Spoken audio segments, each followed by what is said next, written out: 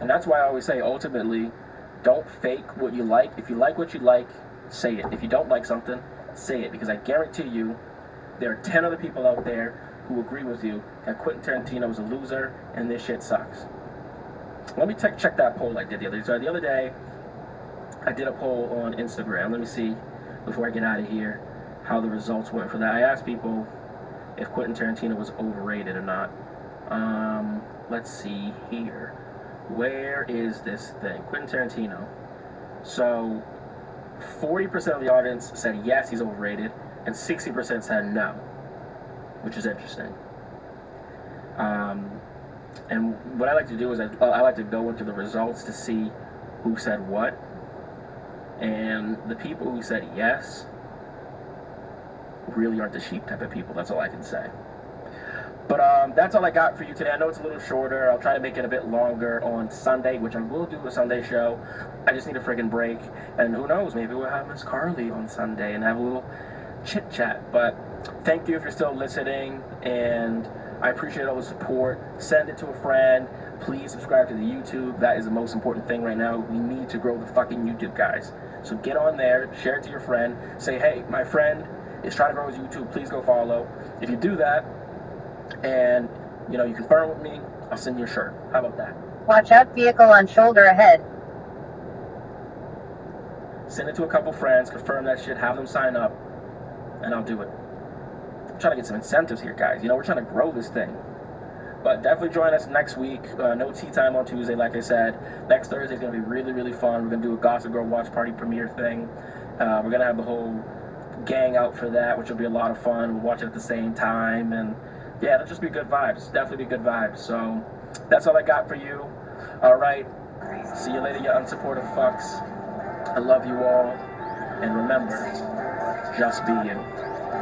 Shorty for my bitch. Did it hurt me from having what I can't find him? Last time I seen a shorty like me, my crib had cake. I don't remember here the last time that my crib had cake. Take my hand,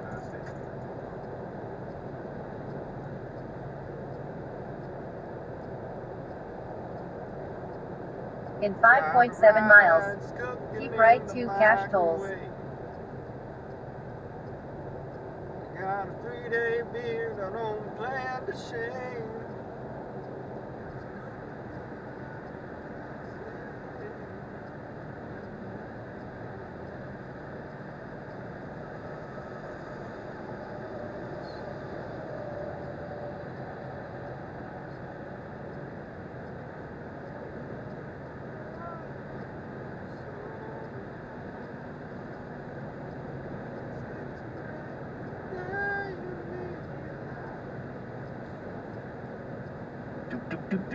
Do. Boom. Yes? We're live. Hello, Eric.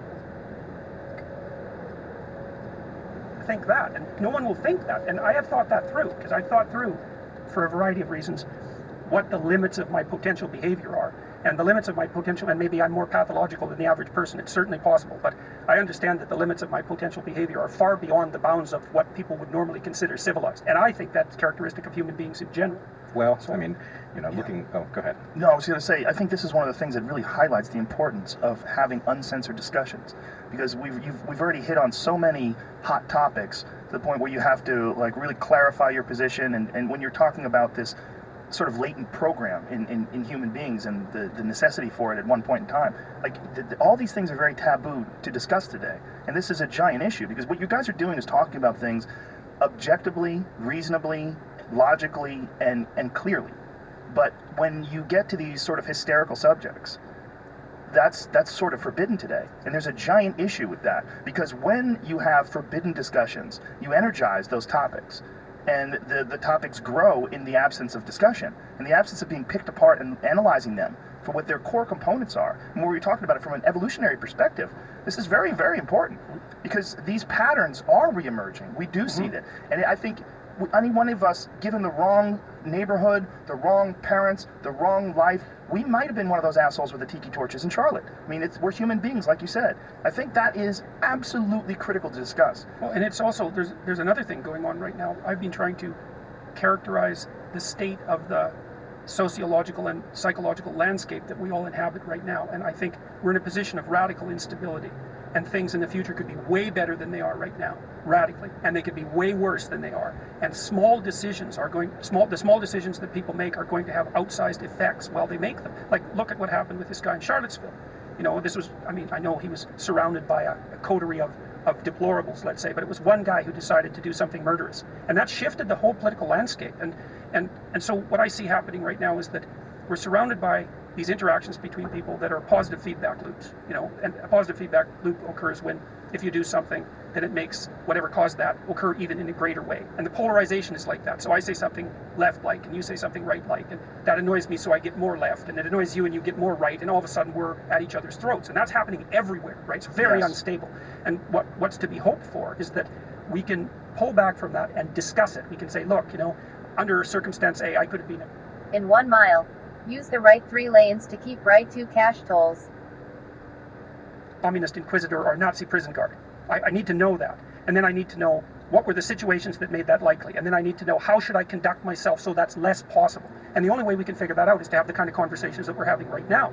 It's like, and this isn't them. I've been taken to task by some of my friends, for example, for using the social justice warrior terminology, because they've said to me, well, you know, you're participating in this process of demonization and polarization. And I think, well, yeah, I can understand that. Although I'm also like radically concerned about the fact that the universities, for example, are completely taken over by radical Marxists, essentially, and that they're driving this polarization. And it isn't obvious to me how to have a discussion about that without participating in the process of polarization. It's something I've been trying to figure out for the whole last year. Keep right 2 cash tolls. I've been emphasizing the role of personal responsibility instead of ideological identification, right? Get it into your head that you have the capacity for great evil, and stop targeting. Continue straight for 7 minutes to I-95 North, Portsmouth, New Hampshire, main points. Stop assuming that that's something that's manifesting itself only in the people that you disagree with politically. Take responsibility for that and try to put your life together. I don't see an alternative to that, but it's been very difficult to avoid to do that, and simultaneously to avoid becoming a participant in this process of polarization. And it's a very dangerous process. It's what destabilized Germany in the 1920s and 30s, right? It was this ping-ponging back and forth between the radical left and the radical right. And your point, Brett, that the radical right actually is more powerful once they get organized is a really good one, because there's no fractionation. Yeah, it's more stable. You bet. And they have all the guns. That's another thing to think about. Certainly, in this country, the right is much better armed, and that's a very frightening fact. That's a terrifying thought. That, you know, I mean, we've heard this many times recently about the Trump administration, about if he's impeached, that there will be some sort of a civil war. I believe Roger Stone said that. Like, this thought is so terrifying that we literally cannot do anything to stop some sort of physical confrontation with weapons if we disagree ideologically. That it's going to happen. Well, first of all, there's a lot we can do. And Sure. in fact, you know, one of the other things about the evolutionary toolkit is that I believe we have exactly the tools for navigating this puzzle. They're built into us also, in addition to this latent program. But we are now in a very dangerous situation because, for example, if Google and other of these online Goliaths start deploying algorithms that decide what we get to talk about and see, then we cannot use the very tools that are necessary in order to escape and avoid something like civil war, which frankly... Open communication and debate, analyzing all the components of this issue completely objectively. Exactly. Yes, and taking the risks that are necessary with that. And some of the risks are that if we have free and open communication, that some percentage of that communication is going to be reprehensible and deplorable. But that, Yes. but that the consequences of suppressing that are so much more dangerous than the consequences of allowing it, that they're not in the same universe. Yes, we empower Yes. those terrible ideas by making them electronically taboo. Yeah. And then the point is they're going to fester.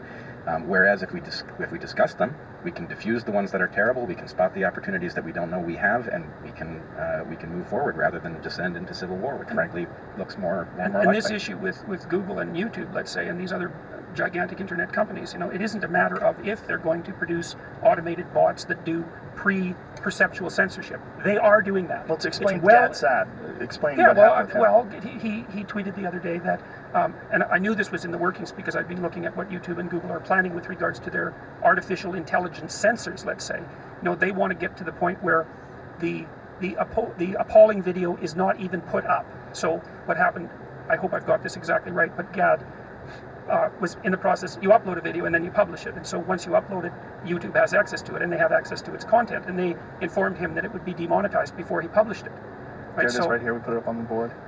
There you go. YouTube thinks that my pointing to astounding hypocrisy is too triggering. There's nothing objectionable in my clip.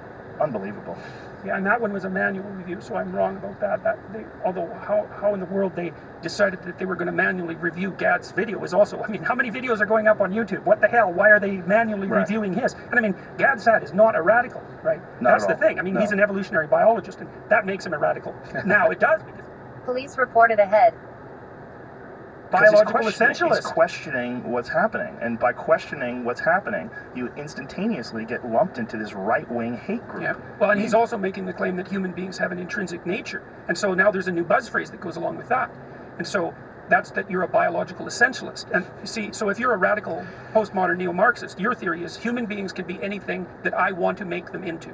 It's a core doctrine of the theory, and it's part of what makes it intensely totalitarian.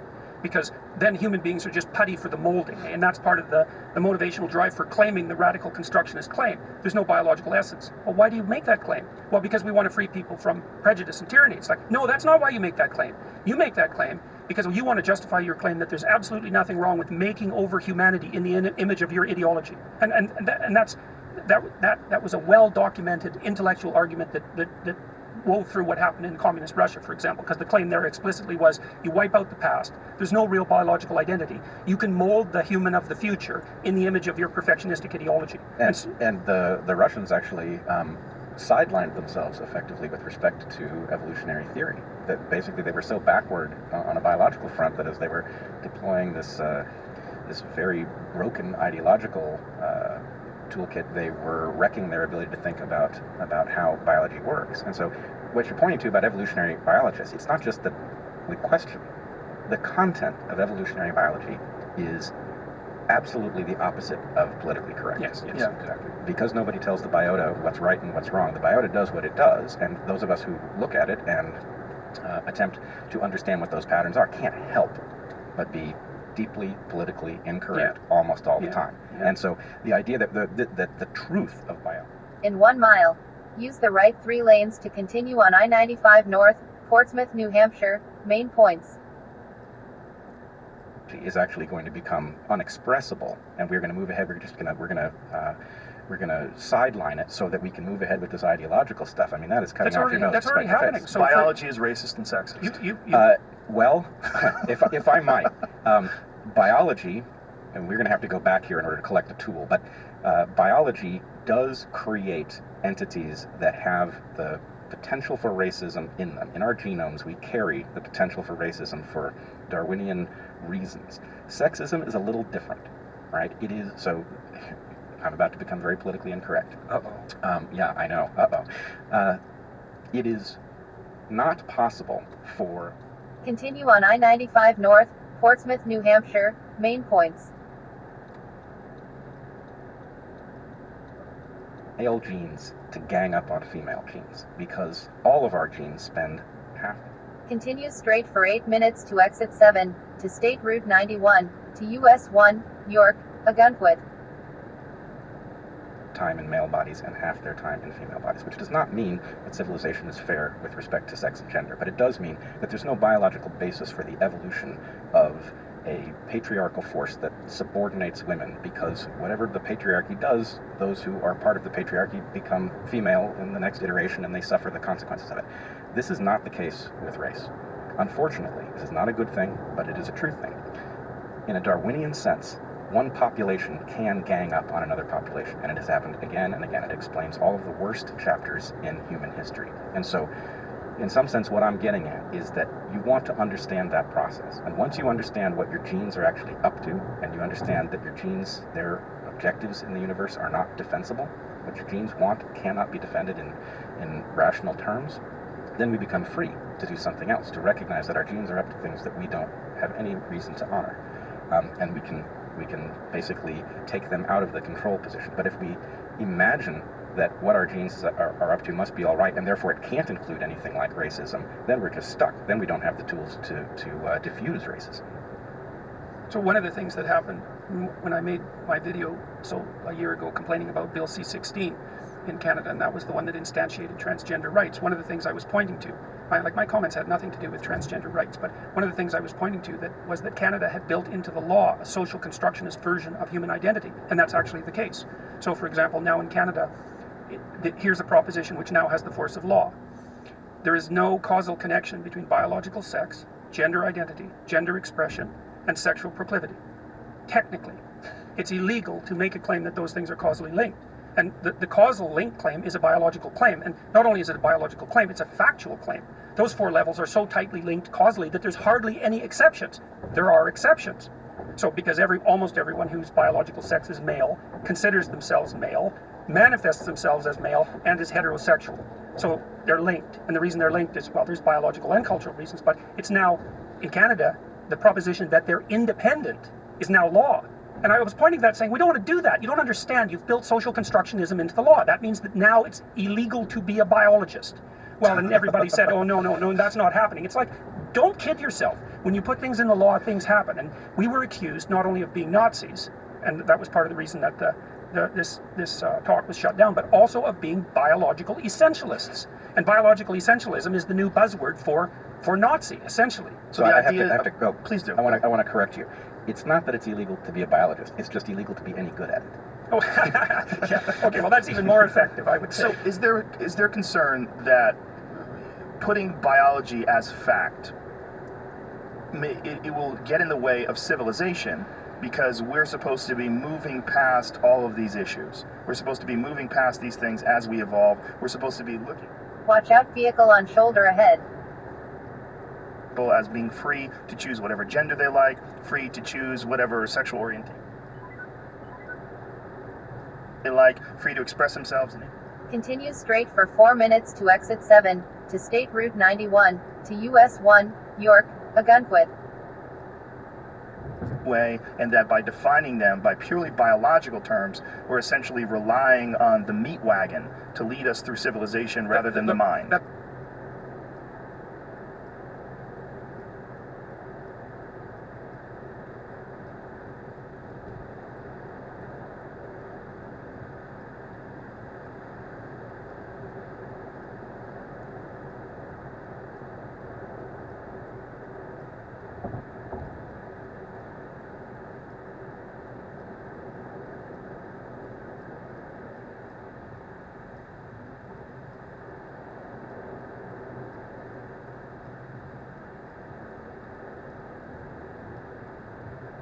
In 3.9 miles.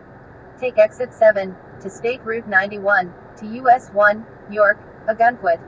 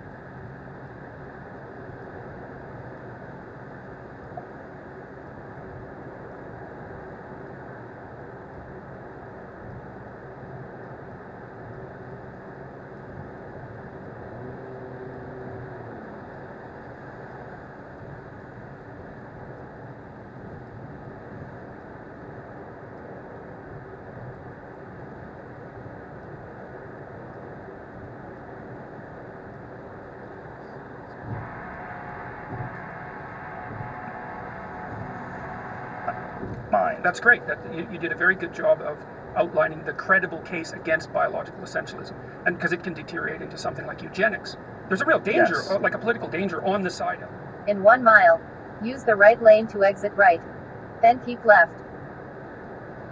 biological But determinism. there's a danger in denying it as well, because then we can't use our rational minds to truly mitigate whatever issues that we would have with our biological Well, urges.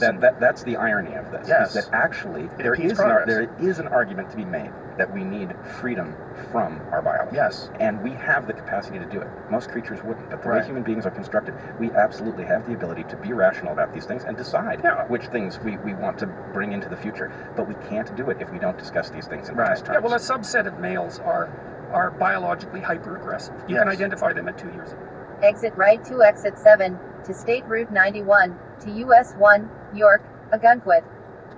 Then keep left to I-95 North. And they're the kids. If you put a bunch of 2-year-olds together, there's a small subset. They're almost all males, about 5% of males, who will kick, hit, bite, and steal. Okay, so that's their biological programming, let's say. But Keep left to I-95 North. Then turn left on Spur Road. the vast majority of them are socialized by the time they're 4 years old. So That's you have me. these- Turn left on Spur Road. Then turn right on Chases Pond Road. Sure, absolutely. Absolutely. it is. Yeah, absolutely. Yeah. And the thing about boys like that is that if you socialize them properly, it's quite a bit of work because they're very combative. My son was like that. And if you socialize them properly, then they can become unbelievably useful. They're courageous, they're forthright, they're not going to back down from a challenge. There's all sorts of massive utility in that, and that's this proper interplay between the biological circuitry and the socialization. But and with James Damore's memo, he's been accused of taking a biological essentialist Yeah. route, which is not true. One of the things James said is, look, there's credible evidence that there are biologically mediated differences between men and women at the level Turn right on Chases Pond Road. of temperament and interest that are actually large and profound. And I would say